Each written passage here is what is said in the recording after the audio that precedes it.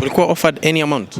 No, I've never been offered. To be very honest, nobody has ever approached me for any money to offer me anything. And it's because even pia tuko na rubani mwenyewe hapa, Mr. KHALIF KAIRO. Mambo vipi? Kofiti. Fresh? Yeah. How do you feel being here? No, it feels very special. I mean, this is a revolutionary product, multi-million dollar or billion dollar. Yeah. What are your thoughts on the product? No, I think it's an excellent product, especially for anybody who's a parent can understand the anxiety, na ile shida kuna kuanga nao kujua mtoto amefika wapi. So you see, this is a product that solves a problem. And the best products on earth are products that try to solve problems, not mostly focused on profits, but solving actual problems. Yeah. Tell us maybe a little bit about your partnership with Numero IoT. So we are working on a couple of products, and we've been cooperating even on this product. They brought me on board as a consultant hapa na pale, marketing approaches, testing the product, and it's very exciting because I generally am a very good person in terms of marketing and sales, but now this is a new experience for me to learn how to actually build products. Yeah, so I find it very, very interesting. And then it's a very talented team. You have some of the best brains in Kenya, and I know this company is surely going to go way, way further than anybody even expects. Yeah. Relationship yako pengine na Morris iko vipi? Morris is like a brother to me. I mean, this is a person that we're doing very many projects with him right now. Now he's someone I've come to trust because I feel we have the same heart. He's a very generous person. Penda kusaidia watu, hana wivu, It's very difficult to get someone with those sort of values. You don't get those values every day. Yeah. Looking at what we've launched today, what do you think the future of the Kenyan tech looks like? No, the future is bright. I mean, if you look at most of these, even big companies, American, wherever, there's a lot of Kenyan talent working for those big companies. NASA, Microsoft, probably even if we probably went to Tesla, najua tuwezi kosa Mkenya mahali, because Kenyans are very talented individuals. At times the system does fail us, but despite all the odds, despite the challenges, despite the poor support from government, I mean, Kenyans are very talented, and our tech industry with the right support, I mean, we can become the next big hub in Africa, because we actually already are anyway. Yeah, I'm sure Morris will watch this. Mwambie kitu.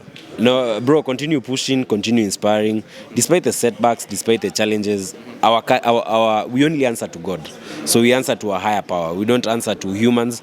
And let's continue putting the effort. No retreat, no surrender. Okay. Yeah. Pengine nikuulize pia maswali mawili matatu hivi. We've seen there's a new body in town. Tell us about that.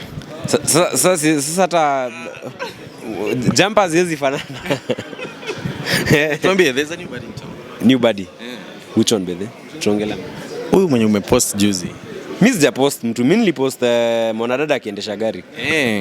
Sijui mlitoa picha huo mwanadada mwingine, hata mimi nashangaa kama nyinyi tu. So si wako? Sio mali yako mpya? Kuna kwa na mali ya mtu. Is she your new girlfriend? Kimbia hapa. Because pale online watu wanasema yani KAIRO wanamrespect, he bags the best buddies. Yani yeye ndo anapata, unakuja unatuonyesha huyu ana exist. No pana ni I mean pole tu mambo. We cannot confirm or deny anything.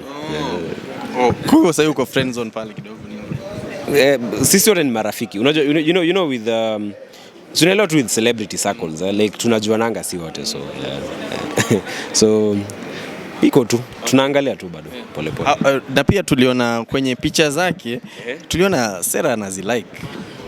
Ala? Kwenye pale tu Sera amelike picha zake. Sasa ndio nakwambia sisi wote tunakuanga marafiki tu yani. Big circle. Yeah. Pia the other day pia ulitroliwa kidogo pale Twitter, people were saying you ulinunuliwa na serikali. I don't know, what are your thoughts on that? You see, we live in an interesting society that inataka people don't want contrary opinion. Everybody will say let's do this, 100 people. But me, I believe in something I call the 10th man rule. People who've read novels about intelligence or literature about intelligence, they know that the Mossad has a 10th man rule. And what that means is in a committee of 10 people, kwa Mossad wakipanga kitu, all of them cannot agree. Lazima kukuwe na mmoja ambaye anafaa kuoppose ile plan. Na mimi mara mingi the way I'm programmed to think, I always use the 10 months rule. Siwezi fuata opinion ya kila mtu, na mimi in my heart najua yani hapa there could be a problem, because unapata watu wengi a lot of people want to conform with whatever everybody is saying to be in good books with the internet. You see, I don't operate like that.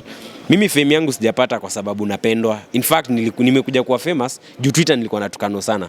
But with time people walikuja waka appreciate wakaona ni aje. This guy does not actually agree with anybody. He is his own leader, does his own things, and that cannot change. So kama juzi venye watu walikuwa nasema twende streets, I felt that it wasn't right because lazima tupe vitu space tuone what's going to happen, you see. So at that particular point there was a reason why I had to give that opinion, and I cannot stop giving it kwa sababu ndakasirisha watu. It's my personal opinion, then I'm not anybody's leader. Lakini swali tu nikuulize, lakini before there you were straight saying that tutamarch to parliament, tutamarch to state house. No, what changed? I never said we will march to state house. I said we will march to parliament, and trust me, I was in parliament because mimi ni mtu nafanya vitu na values. You see, I was telling people, the people attacking me, if you look at those accounts attacking me, have never attended one protest. Not one. They've never been there. But they're the first people to attack me for my opinion. You know why? Because there's also another bigger agenda that people are pushing. That hata sisi wengine nafika mali tunaanza kujiuliza very hard questions. When we went to parliament, tulikuwa tunapigana na bill.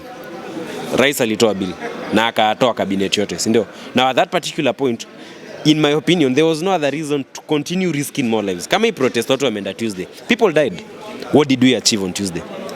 Nothing. But did we have to go to the streets and mtu akufe? We could have waited. Kama leo nimeona president ameannounce a new cabinet, si ndio? Now people are not happy. So if tomorrow Tuesday tukisema tunaenda kwa street ku oppose cabinet, now it does make a bit of sense because tumegojea vitu zi develop, but you cannot keep going to the streets every single day. Ulikuwa offered any amount? No, I've never been offered. To be very honest, nobody has ever approached me for any money to offer me anything, and it's because even people in business circles, government circles, people who know me know how strict of a person I am. I cannot sit here and pretend I don't have friends in government. I know people who are in government who are my friends from way back 10, 5, 6 years ago. But nobody has ever approached me. Akaniambia, we are going to pay you 50 million to change your opinion. Whatever I do, ninasemanga I only answer to God. Na mimi siwezi acha mtoto wa mtu ende akufe kwa street. Na mimi mwenyewe niko kwa nyumba. I can't. I'd rather tell them, kama unaenda street juu unafikiria ndakuwa Mr. Kuwa. And I feel it's not the right thing to do. Yeah. Swali mawili tu ya mwisho kwa haraka. Ni kweli ulijimwagilia maji ukapiga picha ukaenda nyumbani? Again, watu walikuwa wanaoza hiyo agenda have never been to a protest. You see, mtu ameenda protest anajua ni ukienda protest the first thing utasikia ni tunataka maji. Do you know why people pour themselves out in a protest? Ku neutralize effects za maji ya tear gas. Yes. But you see, if you've never been in a protest nini, huwezi elewa. Okay. Yeah. Kulikuwa na time pia jamaa fulani alisema kwamba anataka sana uwe miongoni mwa wale ma CS. Yeah. Pengine how did you take it, na pengine are you eyeing pengine a seat in 2027? No, I'm not eyeing any political seat. Sina any interest na politics, to be very honest. I feel that I have crafted my own niche in business. Business ndi imeniweka hapa hadi kwenye imenifikisha. I feel that nikianza associate na politicians, they will damage my brand.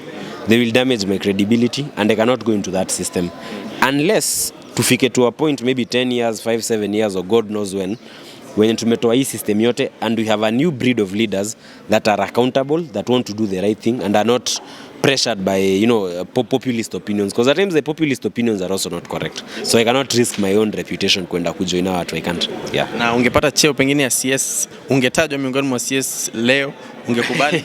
No, it depends. Na unaona appointment ya kutoka kwa ya president Now there's also a spiritual element to that. The question for me would be, would God allow me to do that? If the calling came from God, and me, I'm a person who prays, and God told me, look, you're going to get this seat and you have to take it and go serve the people. Trust me, you would see me every single morning doing my job of serving the people. But the problem is, watu wenye tuko nao kwa serikali, they don't take the seats to serve people. Agenda yao ni ingia hapo, piga tenders kadhaa, make $1 billion here and there, become rich, go home, But if I was to go there, if I was to be given the seat and I will serve people, I've always served people in many other capacities. But it is not something I would want, to be very honest. Wow. Yeah. Thank you so much, KAIRO. Nimeshukuru. Humble to have you. Asante.